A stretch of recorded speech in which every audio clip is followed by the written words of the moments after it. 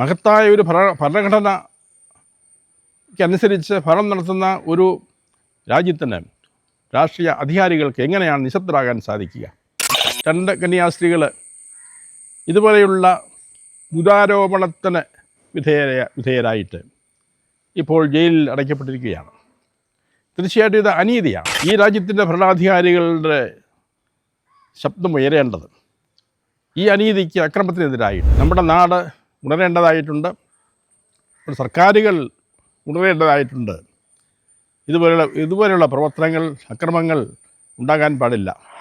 എല്ലാ മതവിശ്വാസികൾക്കും അവരുടെ മതവിശ്വാസത്തിനനുസരിച്ച് ജീവിക്കുവാനും അത് പ്രഘോഷിക്കുവാനും സ്വാതന്ത്ര്യം നൽകുന്ന ഒരു മതേതര ഭരണഘടന, മതേതര രാജ്യം, മതത്തിൻ്റെ പേരിൽ, മതവിശ്വാസത്തിൻ്റെ പേരിൽ പ്രത്യേകിച്ച് ക്രൈസ്തവർ ആക്രമിക്കപ്പെടുന്നു. ഈ രാജ്യത്തെ വളരെ ചെറിയ ഒരു ന്യൂനപക്ഷമായ ക്രൈസ്തവ സമൂഹം എത്രമാത്രം പ്രവർത്തനങ്ങളാണ് ഈ രാജ്യത്തിൻ്റെ നന്മയ്ക്കും വികസനത്തിനും വേണ്ടി ചെയ്തുകൊണ്ടിരിക്കുന്നത്. ക്രൈസ്തവ പ്രവർത്തകർക്ക് ഇതുവരെയുള്ള തിക്താനുഭവങ്ങൾ ഉണ്ടായിക്കൊണ്ടാണ് ഇരിക്കുക. ഇതിനെല്ലാം ഒരു മാറ്റമുണ്ടാകണം, ഒരു അവസാനമുണ്ടാകണം. ക്രൈസ്തവർക്കും അവരുടെ സ്ഥാപനങ്ങൾക്കും അവരുടെ പ്രവർത്തനങ്ങൾക്കും എതിരായിട്ട് ആരോപണങ്ങൾ ഉന്നയിച്ച് ആക്രമിക്കുന്ന സംഭവങ്ങൾ ഇന്ന് ഒറ്റപ്പെട്ടതല്ല. അനുദിനമെന്നോണം നമ്മുടെ നാട്ടിൽ ഇങ്ങനെയുള്ള ആക്രമണങ്ങളുടെ വാർത്തകൾ നമ്മൾ കേട്ടുകൊണ്ടാണ് ഇരിക്കുന്നത്. ഭാരതീയരായ നമുക്ക് ലോകത്തിൽ എവിടെ ചെന്നാലും തല ഉയർത്തി അഭിമാനത്തോടെ പറയാൻ സാധിക്കുന്ന ഒരു കാര്യമുണ്ട്. അത് ഇന്ത്യയുടെ മഹത്തായ ഭരണഘടനയാണ്. അതിനെ ശ്രേഷ്ഠതരമാക്കുന്നത് പ്രധാനമായിട്ടും ഈ ഭരണഘടന ഉറപ്പു പറയുന്ന മതേതരത്വമാണ്, മതസ്വാതന്ത്ര്യമാണ്. ഇന്ത്യയിലെ എല്ലാ പൗരന്മാർക്കും ജാതി, മത, വർണ്ണ, ലിംഗ വ്യത്യാസമില്ലാതെ സമത്വവും നീതിയും അംഗീകരിക്കുന്ന, ഉറപ്പാക്കുന്ന ഒരു ഭരണഘടന. എല്ലാ മതവിശ്വാസികൾക്കും അവരുടെ മതവിശ്വാസത്തിനനുസരിച്ച് ജീവിക്കുവാനും അത് പ്രഘോഷിക്കുവാനും സ്വാതന്ത്ര്യം നൽകുന്ന ഒരു മതേതര ഭരണഘടന, മതേതര രാജ്യം. ഇതേക്കുറിച്ച് നമുക്ക് അഭിമാനമുണ്ട്. എവിടെയും നമുക്ക് ഉറക്കെ പറയാൻ സാധിക്കുന്ന മഹത്തായ ഒരു ആദർശം. ഈ ഭരണഘടനയ്ക്കും അത് ഉറപ്പു നൽകുന്ന മഹത്തായ ഈ ആദർശത്തിനും ഇന്ന് കരുനിഴൽ വീണ്ടുകൊണ്ടിരിക്കുകയാണ്. മതത്തിൻ്റെ പേരിൽ, മതവിശ്വാസത്തിൻ്റെ പേരിൽ പ്രത്യേകിച്ച് ക്രൈസ്തവർ ആക്രമിക്കപ്പെടുന്നു. അവരുടെ നിരവധിയായ സ്ഥാപനങ്ങൾ, അത് ഈ രാജ്യത്തിന് ക്രൈസ്തവ സമൂഹം നൽകുന്ന വലിയ സംഭാവനകളാണ്, സാമൂഹിക ക്ഷേമ പ്രവർത്തനങ്ങളാണ്,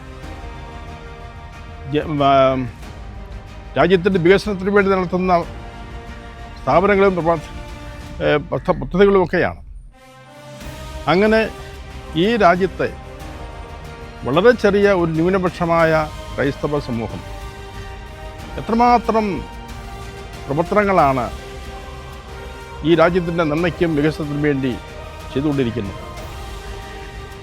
ഇതിനെല്ലാം അവർക്ക് ഉത്തേജനം നൽകുന്നത് അവരുടെ വിശ്വാസമാണ്, ക്രൈസ്തവ വിശ്വാസം. അത് ഒളിച്ചു വയ്ക്കേണ്ട ഒന്നല്ല. കാരണം അതിൻ്റെ അടിത്തറ നന്മയാണ്, മനുഷ്യ നന്മയാണ്, സഹോദര സ്നേഹമാണ്.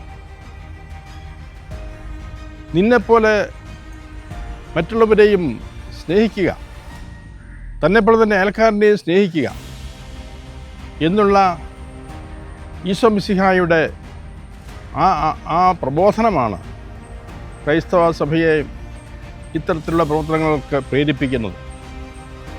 അങ്ങനെയുള്ള സ്ഥാപനങ്ങൾ നടത്തുന്ന ധാരാളം സിസ്റ്റേഴ്സ് ഉണ്ട് ഈ ഭാരതത്തിൽ അങ്ങോളം ഇങ്ങോളം. അത് ഇന്നലെ തുടങ്ങിയതല്ല, നൂറ്റാണ്ടുകളായിട്ട് ചെയ്തുകൊണ്ടിരിക്കുന്ന കാര്യങ്ങളാണ്. പ്രത്യേകിച്ച് വിദ്യാഭ്യാസ സ്ഥാപനങ്ങൾ, ആശുപത്രികൾ, അനാഥാലയങ്ങൾ, ഭിന്നശേഷിക്കാർക്ക് വേണ്ടിയുള്ള സ്ഥാപനങ്ങൾ, നൂറുകണക്കിന് ആയിരക്കണക്കിന് ഈ ഭാരതത്തിൽ ക്രൈസ്തവ സഭ ഇവിടേതായിട്ട് ഉണ്ട് എന്ന് എല്ലാവർക്കും അറിയാവുന്ന കാര്യമാണ്. ഇതുപോലെയുള്ള പ്രവർത്തനങ്ങൾ ഇന്ന് പലർക്കും ഇഷ്ടപ്പെടുന്നില്ല. മനുഷ്യന് നന്മ ചെയ്യുന്ന പ്രവർത്തികൾ അത് ഇഷ്ടപ്പെടുന്നില്ല. അത് ഒരു വർഗീയതയാണ്, അത് മതവിദ്വേഷമാണ്, അത് ചിലപ്പോൾ മത തീവ്രവാദമാണ്. അങ്ങനെയുള്ള ആൾക്കാർ ആയിരിക്കണം, അങ്ങനെയുള്ള ആൾക്കാരാണ് ഇതുപോലെ ഉള്ള ആക്രമണങ്ങൾ നേതൃത്വം കൊടുക്കുന്നത്. 2 കന്യാസ്ത്രീകൾ ഇതുപോലെയുള്ള ദുരാരോപണത്തിന് വിധേയരായിട്ട് ഇപ്പോൾ ജയിലിൽ അടയ്ക്കപ്പെട്ടിരിക്കുകയാണ്. തീർച്ചയായിട്ടും ഇത് അനീതിയാണ്, ഇത് മനുഷ്യത്വരഹിതമായ നീതിരഹിതമായ പ്രവൃത്തിയാണ്. ഇത് ഒരിക്കലും നമുക്ക് അംഗീകരിക്കാൻ സാധിക്കില്ല. അതുകൊണ്ട് ഇങ്ങനെയുള്ള അവസരങ്ങളിൽ ആണ് ഈ രാജ്യത്തിൻ്റെ ഭരണാധികാരികളുടെ ശബ്ദം ഉയരേണ്ടത്. ഈ അനീതിക്ക്, അക്രമത്തിനെതിരായിട്ടും മതേതരത്വത്തിനെതിരായിട്ടും വർഗീയവാദികൾ ഉയർന്നു വരുമ്പോൾ എങ്ങനെയാണ് ഒരു രാജ്യത്തിൻ്റെ ഭരണാധികാരികൾക്ക് മഹത്തായ ഒരു ഭരണഘടനയ്ക്കനുസരിച്ച് ഭരണം നടത്തുന്ന ഒരു രാജ്യത്തിന് രാഷ്ട്രീയ അധികാരികൾക്ക് എങ്ങനെയാണ് നിശബ്ദരാകാൻ സാധിക്കുക? അതുകൊണ്ട് തീർച്ചയായിട്ടും നമ്മുടെ നാട് ഉണരേണ്ടതായിട്ടുണ്ട്, സർക്കാരുകൾ ഉണരേണ്ടതായിട്ടുണ്ട്. ഇതുപോലെയുള്ള പ്രവർത്തനങ്ങൾ, അക്രമങ്ങൾ ഉണ്ടാകാൻ പാടില്ല. വ്യാജമായ ആരോപണങ്ങൾ ഉന്നയിക്കുന്നവരും തീർച്ചയായിട്ടും നിയമത്തിന് വിധേയരാകണം, അവരും ശിക്ഷിക്കപ്പെടണം. വെറുതെ മറ്റുള്ളവരെ മറ്റുള്ളവരെ കുറ്റവാളികളാക്കുന്ന ഇതുപോലെയുള്ള പ്രവൃത്തികൾ ഒരിക്കലും നമുക്ക് അംഗീകരിക്കാൻ സാധിക്കില്ല.